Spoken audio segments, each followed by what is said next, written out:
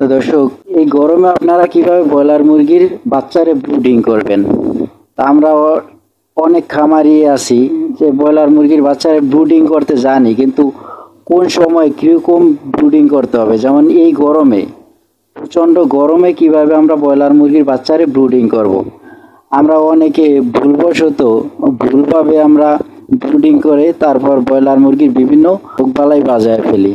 যেমন আমরা না জানার কারণে এই গরমে যেভাবে উল্টাপাল্টাভাবে ব্রয়লার মুরগির ব্রুডিং করার পরে মুরগিটা যখন কিছুদিন পরে বড় হবে, তারপরে দেখা যাবে যে বিভিন্ন রোগবালাই ছড়ায়া যাবে, যেমন ঠান্ডা, কাশি ইত্যাদি ইত্যাদি বিভিন্ন রোগ হতে পারে। তো আজকে আমি বলবো যে কিভাবে আপনারা সঠিকভাবে এই গরমে ব্রয়লার মুরগি ব্রুডিং করবেন। তো সর্বপ্রথম আমি যেটা বলবো যে ঘর তৈরিটা যেভাবে করবেন, যে আমরা ঠান্ডার সময় বা একটু গরম কম সময়ে যেই রকম পরিসরে আমরা ঘর নেই, টিন দিয়া চারপাশে, তারপর গোল করে যে ঘরটা তৈরি করি ব্রুডিং এর জন্য, ওই ঘরটা এই গরমের সময় একটু বড় করে নিতে হবে। আগে মনে করেন যে 1000 মুরগি ব্রুডিং করতে যেই ঘরটা তৈরি করেন, এখন মনে করেন 500 বা 700 মুরগির ক্ষেত্রে ওই ঘরটাই তৈরি করবেন। দ্বিতীয়ত হলো তাপ দেওয়ার সতর্কতা, যেমন আমরা কি পরিমাণ তাপের বাতি জ্বালাবো।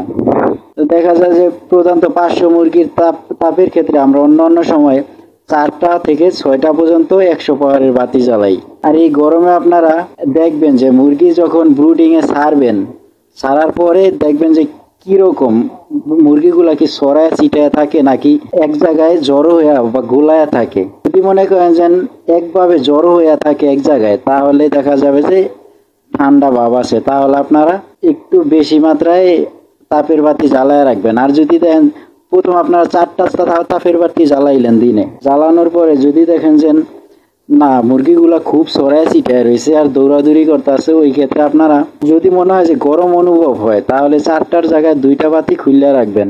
খোলার পরে 100 পাওয়ারে 2টা বাতি জ্বালাইবেন। 2টা বাতি জ্বালানোর পরেও যদি দেখেন যে না মুরগিগুলা ছড়ায় ছিটা আছে, মোটামুটি ভাবে আছে, তাহলে আপনারা 2টা বাতি জ্বালায় রাখবেন। আর খুব দুপুরবেলা, ধরেন 10টা থেকে বিকেল 3টা পর্যন্ত, এই সময়ে আপনারা তাপের বাতিগুলা দিনে না জ্বালায় রাখলেও চলবো। যদি দেখেন যে তাপের বাতি না জ্বালাইলেও মুরগিগুলা এক জায়গায় জড়ো হইয়া বসা থাকে না বা গোলায় থাকে না, তাহলে আপনারা দিনের বেলায় বাতিগুলা জ্বালাইবেন না। যদি দেখেন যে না এক জায়গায় জড়ো হইয়া থাকে, তাহলে মুরগিগুলা ঠান্ডা লাগে, এই ক্ষেত্রে আপনারা বাতিগুলা ব্যবহার করবেন।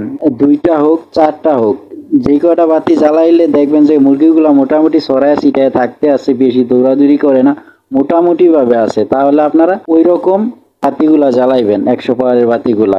আর মনে করেন যে তৃতীয়ত হলো খাদ্য এবং পানি দেওয়ার ক্ষেত্রে যেটা করবেন, আপনারা পানি দেওয়ার ক্ষেত্রে এই গরমের সময় সকালবেলা একবার পানি দিবেন, সকাল থেকে 10টা পর্যন্ত খাবে, তারপর আবার পানিগুলা যদি দুপুর পর্যন্ত থাকে তাহলে গরম হয়ে যাবে। এই ক্ষেত্রে আপনারা 10টার সময় ওই পানিগুলা পাল্টায় আবার নতুন পানি দিবেন, ঠান্ডা পানি। ওই পানিগুলা 2টা 3টা পর্যন্ত খাইব। 2টা 3টা পর্যন্ত খাওয়ার পরে ওই পানিগুলা চেঞ্জ করে আবার নতুন পানি দিবেন। এরকম ভাবে আপনারা দিনে 3 থেকে 4 বার পানি দিবেন। আর একবারে সারাদিনে খাদ্য দিয়ে দিবেন না, খাদ্য আপনারা 2-3 বারে দিবেন, তাহলে খাদ্যের মান ভালো থাকে এবং বাচ্চাগুলা ভালো খাবে। আপনারা সবচেয়ে গুরুত্ব দিবেন যে তাপের ক্ষেত্রে যে অতিরিক্ত গরম না হয় বা খুব ঠান্ডায় যাতে জমে না যায়, এক জায়গায় জড়ো হয়ে না থাকে। বেশি যদি গরম লাগে, এই গরমে যদি আরো বেশি যদি আপনারা তাপ দেন, তাহলে মুরগিগুলা ঘেমে ভিজা যাইব। আর এই ভিজা যাওয়ার ক্ষেত্রে ছোটবেলায় কোনো সমস্যা না দেখা যাইলেও একটু যখন বড় হইব, তারপরে দেখা যাবে যে বিভিন্ন রোগ হবে, যেমন ঠান্ডা লাগবো, কাশি হইব, রানীক্ষেত, বিভিন্ন সমস্যাই হইতে পারে। তো এই জন্য আমরা এই গরমে যতটা সম্ভব যে কম বাতি জ্বালাইবো এবং তাপমাত্রাটা নিয়ন্ত্রণে রাখার চেষ্টা করবো। আর ভালোভাবে বারবার মুরগিগুলা দেখতে হইব যে কি কি সমস্যা হইতে আছে, মুরগিগুলা কি এক জায়গায় বসে আছে কিনা। যদি এক জায়গায় বসে থাকে একটু পর হাঁটাইবেন। তারপর যদি বেশি জ্বর হয়ে থাকে তাহলে তাপের বাতি আরো বাড়াইবেন। আর যদি দেন মুরগিগুলা গাইমা গেছে বা এলোপাথারি হয়ে গেছে, খুব চিল্লাচিল্লি করে, তাহলে আপনারা বাতিগুলো আরো কমায় দিবেন, যাতে খুব বেশি গরম না হয়, খুব বেশি ঠান্ডা না হয়। তো দর্শক, ভিডিওটা এই পর্যন্তই। আমার ভিডিওটা যদি আপনাদের একটু হলে উপকার হয়ে থাকে, দয়া করে চ্যানেলটি সাবস্ক্রাইব করবেন, লাইক করবেন, কমেন্ট করবেন। ধন্যবাদ সবাইকে।